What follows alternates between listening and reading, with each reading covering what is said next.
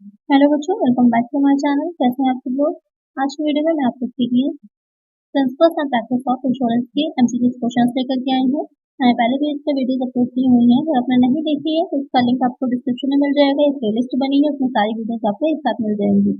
पहली वीडियो को शुरू करते हैं और कुछ नए क्वेश्चन के साथ। वीडियो शुरू करने से पहले अगर आपने चैनल को सब्सक्राइब नहीं किया है, सब्सक्राइब करिएगा, वीडियो को लाइक करिएगा, फ्रेंड्स के साथ वीडियो को शेयर भी कर दीजिएगा। आइए शुरू करते हैं। फर्स्ट क्वेश्चन है, जब दोहरा बीमा में एक से अधिक बीमादाता हो जाते हैं और हानि के लिए समानुपातिक आधार पर दायी होते हैं तो इसे क्या कहते हैं? When in double insurance there is more than one insurer and they are liable on a proportionate basis for the loss, then it is called under insurance, co insurance, over insurance, none of this. Question में कह रहा है कि एक तो यहाँ पर दो आपके जो है क्वेश्चन क्लियर हो जाते हैं कि जो दोहरा बीमा होता है, डबल इंश्योरेंस होता है, उसमें एक से अधिक बीमादाता होते हैं, यानी एक से अधिक इंश्योरर होते हैं। तो यहाँ पर कह रहा है कि इस तरह का डबल इंश्योरेंस जहाँ पर एक से ज्यादा बीमादाता इंश्योरर होंगे तो वहाँ पर जो लॉस हो रहा है उसको समानुपातिक रूप से बांटा जाता है, समानुपातिक प्रोपोर्शन से जो है लायबल होते हैं वो लोग। तो उस तरह के बीमा को, उस तरह के इंश्योरेंस को और क्या कहा जाता है? तो उसे कहा जाता है सह बीमा, को इंश्योरेंस। तो इसका आंसर क्या हो जाएगा? Option B. नेक्स्ट क्वेश्चन है, डैश उसे कहते हैं जिसमें केवल हानि की संभावना रहती है, लाभ की गुंजाइश नहीं रहती। Dash is the risk in which there is only possibility of loss, there is no scope of profit. Pure risk, actual risk, valid risk, none of this. तो रिस्क कई तरह के होते हैं। तो क्वेश्चन में जो कह रहा है कि इस तरह का रिस्क होगा जिसमें केवल हानि की ही संभावना होती है, हम जो ये मानते हैं कि इसमें पॉसिबिलिटी जो है वो लॉस की ही है, कहीं पर प्रॉफिट नहीं होगा। तो वो कौन सा बीमा होगा? तो वो हो जाता है प्योर रिस्क, शुद्ध जोखिम। इसका आंसर क्या हो जाएगा? Option A.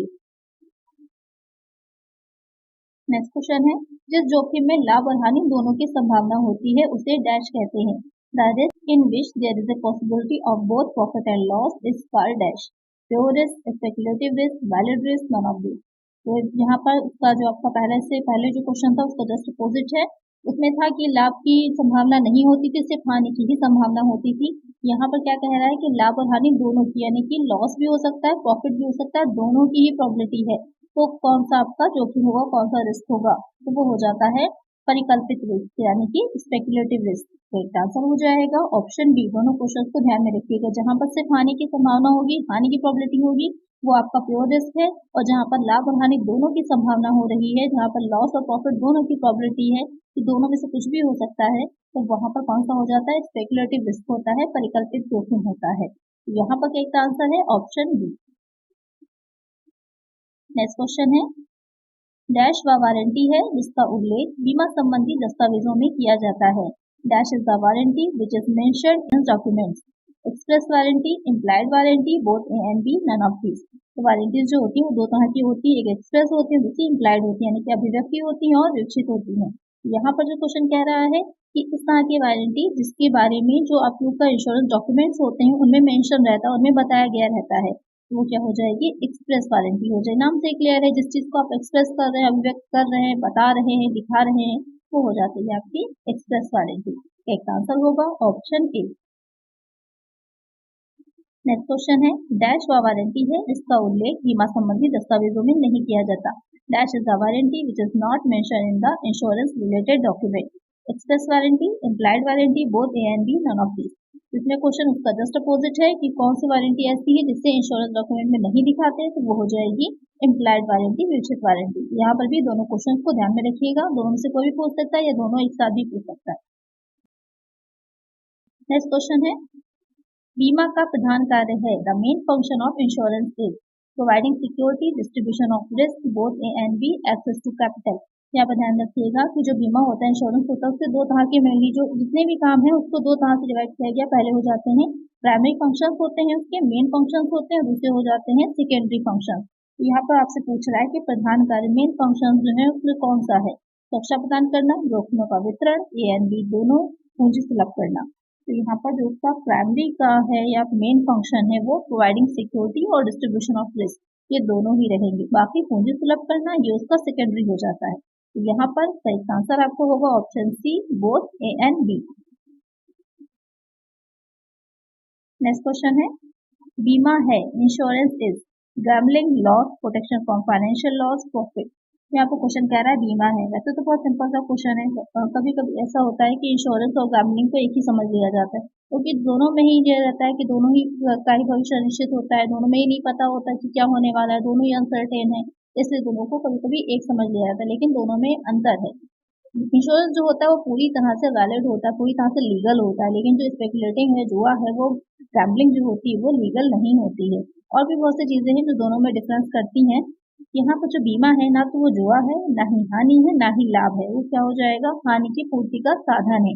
एक तरह से आपको ये फैसिलिटी मिल रही है कि अगर आपका कोई लॉस हो जा रहा है और आपने उस चीज का बीमा करा रखा है, इंश्योरेंस करा रखा है, जैसे कि आपकी गुड्स है, स्टॉक है आपका, आपने उसका इंश्योरेंस करा रखा है, तो वहां पर आग से जितनी भी आपकी हानि हुई होती है, लॉस हुआ होता है, उन सबको कवर हो जाता है किससे, जो इंश्योरेंस करवाया है आपने उससे। तो क्या है, ये हानि की पूर्ति का साधन है, प्रोटेक्शन फ्रॉम फाइनेंशियल लॉस।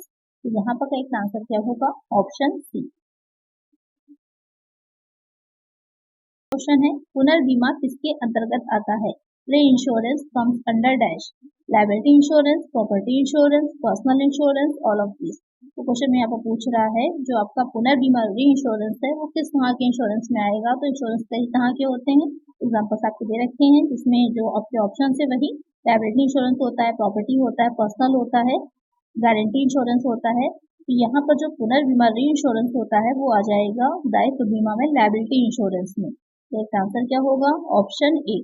इसके अलावा जो आपका दायित्व बीमा है या फिर जो लायबिलिटी इंश्योरेंस है उसमें और कौन कौन सी चीजें आती हैं, एक बार उसको भी देख लेते हैं कि अगर एग्जाम में कोई भी पूछेगा तो आप आंसर आसानी से दे पाएंगे। लायबिलिटी इंश्योरेंस में लोक दायित्व बीमा आता है, कर्मकार प्रतिकार बीमा आता है, अनिवार्य मोटर बीमा आता है और री इंश्योरेंस आता है। तो यहाँ पर एक आंसर है ऑप्शन ए। नेक्स्ट क्वेश्चन है, संपत्ति बीमा के अंतर्गत आने वाला बीमा है। The insurance covered under property insurance are dash, marine insurance, machinery insurance, fire insurance, all of. तो क्वेश्चन में कह रहा है कि जो प्रॉपर्टी इंश्योरेंस कराया जाता है उसमें कौन से इंश्योरेंस आते हैं। तो यहाँ पे जो एग्जाम्पल दे रखे हैं, समुद्री बीमा, मशीनरी बीमा और अग्नि बीमा, ये तीनों ही आ जाते हैं जो संपत्ति बीमा है, जो प्रॉपर्टी इंश्योरेंस है उसमें। एक आंसर हो जाएगा option D, all of this. इसके अलावा भी कुछ इंश्योरेंस इसमें आते हैं, जैसे कि चोरी बीमा है, पशु बीमा है, फसल बीमा है, ये भी आपके प्रॉपर्टी इंश्योरेंस के ही एग्जाम्पल हैं। ध्यान में रखिएगा, एग्जाम में कोई भी पूछ सकता है। नेक्स्ट क्वेश्चन है, स्वास्थ्य बीमा डैश बीमा है। Health insurance is dash insurance, property, liability, personal, guarantee. तो यहाँ पर जो हेल्थ इंश्योरेंस कराया जाता है वो किस तरह का इंश्योरेंस होगा, तो वो इंश्योरेंस हो जाता है पर्सनल इंश्योरेंस, व्यक्तिगत बीमा। तो एक आंसर होगा ऑप्शन सी।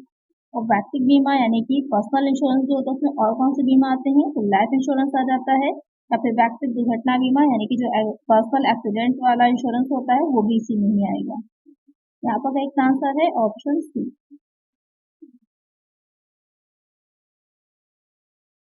नेक्स्ट क्वेश्चन है, डैश बीमा का मूल आधार है। Dash is the basis of insurance, cooperation, good faith, help, coordination. बीमा का मूल आधार क्या है, यानी कि एक तरह से कह सकते हैं कि बीमा उसी का बेस होता है, उसी पर टिका हुआ है, या उसके इस तरह से भी कह सकते हैं कि उसके डेप्थ में यही चीजें मेनली होती हैं। तो क्या होता है, सहकारिता, कॉपरेशन पर डिपेंड होता है, कॉपरेशन उसका जो होगा बेस होता है। एक आंसर होगा ऑप्शन ए। नेक्स्ट क्वेश्चन है, बीमा संविदा में यदि कोई पक्षकार परम सद्भाव का पालन न करे तो दूसरा पक्षकार उस संविदा को डैश कर सकता है।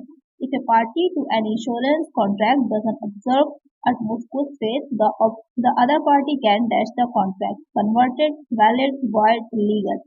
यानी कहने का मतलब ये है, क्योंकि यहाँ पर इंश्योरेंस एग्रीमेंट हो रहा है, तो कहीं पर भी एग्रीमेंट की जब बात होती है तो वहाँ पर दो पार्टीज हो ही जाती हैं। तो उसमें से एक पार्टी जो परम सद्भाव का वो होता है कि एक दूसरे के प्रति जो भी हमने कंडीशन से जो भी चीजें करी थी उसमें, या जितनी भी हमारा जो संविदा किया है, हमने एग्रीमेंट किया, उसकी जो सब्जेक्ट है, उसकी जो चीजें हैं वो सारी हम क्लियर कर दें एक दूसरे को। अगर हमने नहीं करी है तो वहां पर दूसरा पक्षकार जो होगा, जो अदर पार्टी है, वो उस कॉन्ट्रैक्ट को क्या कर सकती है, परिवर्तित कर सकती है, वैध करा सकती है, शून्य कर सकती है, या फिर अवैध कर सकती है। तो वो उस कॉन्ट्रैक्ट को शून्य कर सकती है, वाइड कर सकती है।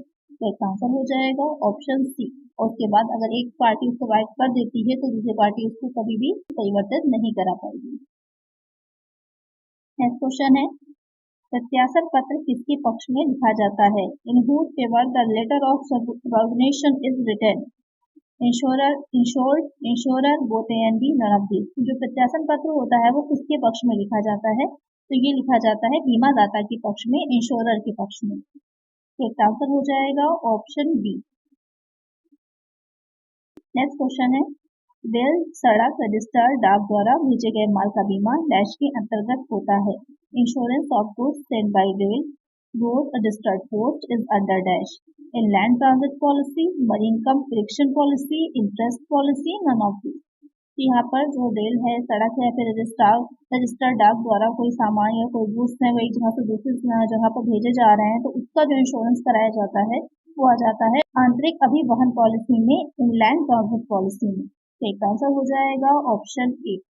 आज की वीडियो में इतना ही। आई होप आपको वीडियो अच्छी लगी होगी, क्वेश्चन अच्छे लगे होंगे। अगर वीडियो अच्छी लगी है तो लाइक जरूर करिएगा, काफी इंपॉर्टेंट क्वेश्चन है, इसको अच्छे से रिवाइज कर लीजिएगा। और अगर अभी तक चैनल को सब्सक्राइब नहीं किया है तो चैनल को सब्सक्राइब कर लीजिए और फ्रेंड्स के साथ वीडियो को शेयर भी कर दीजिएगा। मिलते हैं नेक्स्ट वीडियो में कुछ और नए क्वेश्चन के साथ। Thank you.